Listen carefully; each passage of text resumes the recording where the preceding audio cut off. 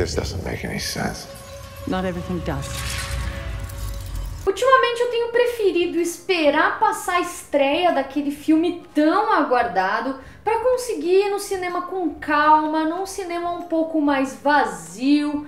E é claro que nesse período de tempo eu fujo um pouquinho dos spoilers e etc e tal, que a galera sempre solta na internet para poder chegar no cinema da maneira mais crua possível e não perder a experiência ou o que a mais que essa experiência poderia proporcionar para mim.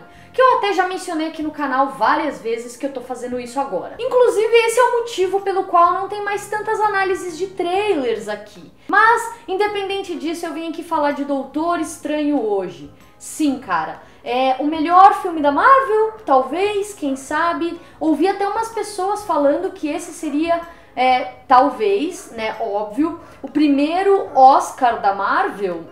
Acho um pouco exagero, porque tem alguns pontos aí que a gente precisa dar uma debatida. Mas só adiantando pra você, esse vídeo vai ter spoilers de Doutor Estranho, então se você não foi assistir o filme ainda, não continue esse vídeo, ok? Vai ser spoiler leve, mas vai ser spoiler sim. Pra mim, Doutor Estranho não foi o melhor filme da Marvel, longe disso. Pra mim, o melhor filme da Marvel continua sendo Capitão América, o Soldado Invernal, que é o filme que traz um pouco mais de substância pra gente. Mas é um ótimo filme da Marvel, sim, eu particularmente amei, me diverti horrores. Eu tava já com uma expectativa alta, assim, por conta de duas palavrinhas, Benedict Cumberbatch. Sim, esse cara, eu admiro ele como ator em diversas outras ocasiões, e só o fato dele ter sido escalado para Doutor Estranho, pra mim, meu hype já foi lá em cima e eu não consegui mais puxar esse hype. E cada trailer, cada efeito visual, cada coisinha que eu via nova de Doutor Estranho,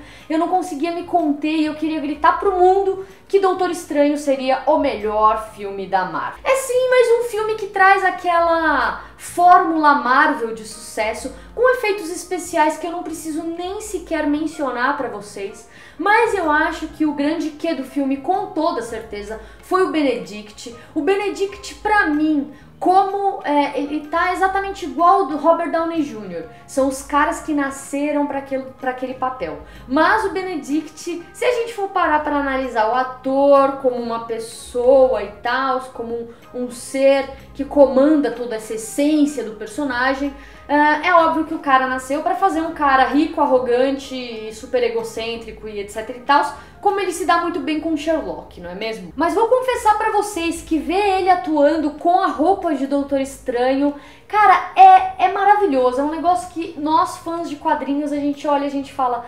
cara, como é bom essa época que estamos vivendo, não é mesmo?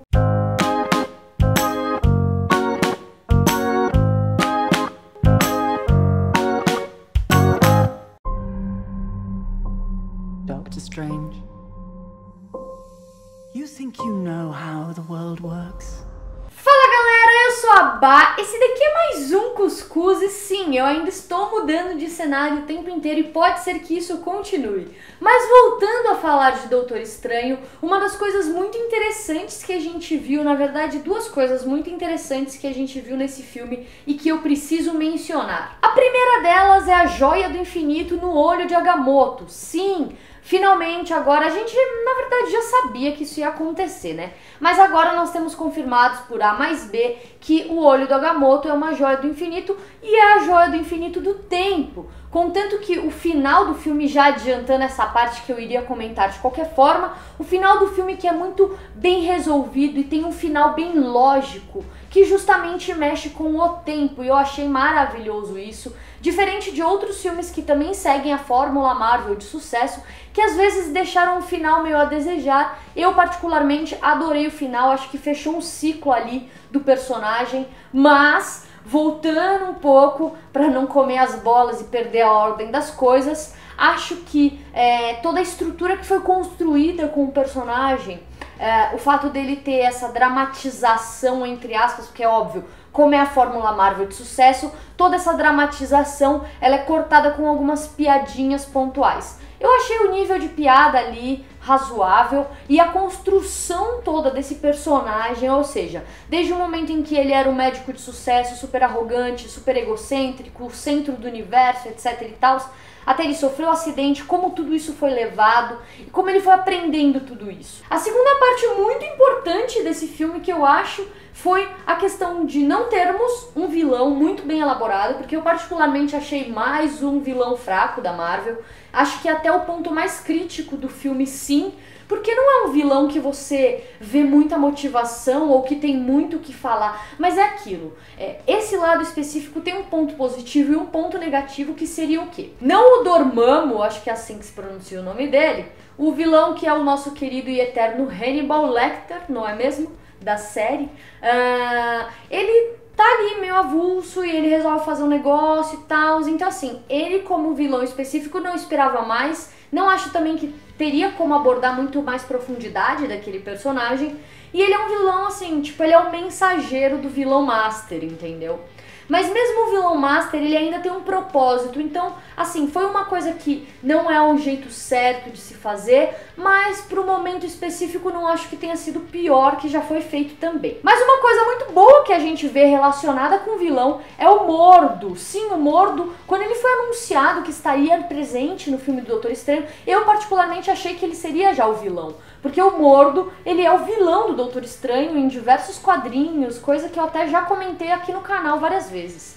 Mas, não. E esse é um jeito muito bonito da Marvel construir um vilão que, espero eu, seja realmente construído. Ou seja, você pega um cara, você introduz ele para poder evoluir o personagem principal, você coloca ele no centro de uma história e com uma devida importância, e aí depois, no final do filme, nas cenas pós-créditos, você vê ele se tornando vilão. Que aí mais pra frente, espero eu que a Marvel saiba como fazer isso bonitinho, a gente vai colher um vilão muito mais poderoso, muito mais acreditável e muito mais forte, muito mais destruidor e etc e tal. Não posso deixar de mencionar também o medo que eu tinha antes de assistir Doutor Estranho de que o personagem simplesmente se tornasse o mestre dos magos em 2 horas de filme. Porque realmente, galera, isso daí não dá pra fazer, não tem como. E se fizesse, ia ser muito mal feito e muito mal elaborado, porque você não ia conseguir ter empatia pra conhecer o personagem, ver toda a virada de jogo da vida desse cara e mais toda a construção desse personagem para ele se tornar um estudante, um aprendiz da anciã, e aí depois ele já tá, putz, poderoso, sendo destruidor total. Mas não, a Marvel resolveu colocar ele como fodão, o cara que sabe muito desde o começo, que na verdade nos quadrinhos já é assim, mas ok. E aí você coloca ele, mesmo no fim do filme, ele ainda não tá o fodão. Ele ainda tem muito que aprender, ele ainda tem muito que conhecer. Ele simplesmente mostra que ele tem uma certa facilidade e uma certa habilidade, ou então que ele nasceu para aquela função. Ponto. E não mostra ele sendo o mais foda, o mais incrível e o mais wow do universo todo. E aí outra coisa interessante que a gente vê relacionada a como ele aprendeu tudo isso em pouquíssimo tempo, que a gente não tem uma data exata de quantos anos passaram nem nada do gênero, mas a gente consegue ter uma noção de que alguns anos ele ficou ali com a anciã aprendendo tudo, é que quando ele estava dormindo, ele fazia uma projeção astral que continuava estudando. Então ele estava 24 horas por dia aprendendo coisas. Sem dizer que ele fala que ele tem uma memória fotográfica que ajuda ele a relembrar e decorar, entre aspas, né? Colocar, gravar na memória aquilo tudo muito mais fácil, que foi inclusive o que ele fez com a medicina e por isso que ele era um médico tão excepcional que ele, conforme foi mencionado e conforme foi abordado. Então assim, essas pequenas pontas que eu fiquei com um grande receio de serem pontas soltas, na minha opinião, foram muito bem amarradas, sim.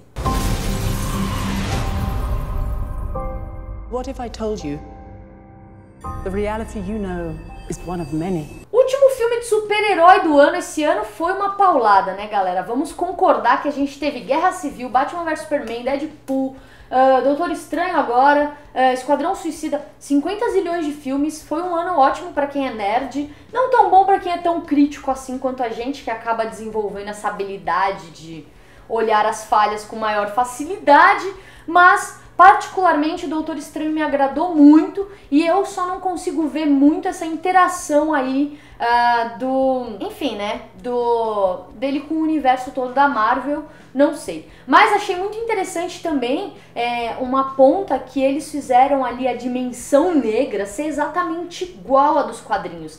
Eles pegaram o desenho e fizeram plum, nasceu no cinema. Foi maravilhoso isso, é uma coisa assim que você fala, que maravilhoso isso, não é mesmo? Agora vamos esperar, porque esse ano ainda tem Star Wars e Animais Fantásticos e Onde Habitam, que vai lançar na semana que vem. Então, cara, ainda tem muita coisa pra falar e eu vou fazer vídeo de todos esses filmes aqui. Se você curtiu a minha crítica, a minha análise de Doutor Estranho, dá um joinha, comenta aqui embaixo se você já assistiu, se você amou pra caramba e tudo mais. Se você acha que essa Fórmula Marvel, inclusive, ainda vai fazer muito sucesso nos anos próximos que tem pela frente. E é isso, a gente se vê no próximo vídeo. Falou!